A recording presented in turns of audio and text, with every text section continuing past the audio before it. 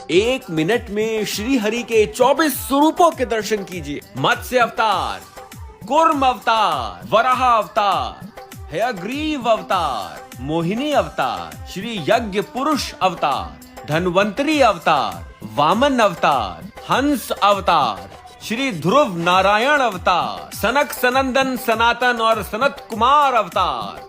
इन्हें ब्रह्मा जी के पुत्र के रूप में भी जाना जाता है। नर नारायण अवतार, श्री हरि अवतार, गजगहा की लड़ाई में गज की सहायता के लिए अवतरित हुए थे विष्णु जी। श्री विठल नाथ अवतार, नरसिंह अवतार, कल्कि अवतार, बुद्ध अवतार, श्री कृष्ण अवतार, श्री राम अवतार, श्री परशुराम अवतार, श्री कपिल मुनि अवतार, श्री नारद अवतार, श्रीपति बालाजी का स्वरूप और जगन्नाथपुरी में श्री जगन्नाथ जी का स्वरूप। लिख दीजिए ओम श्री विष्णुवे नमः।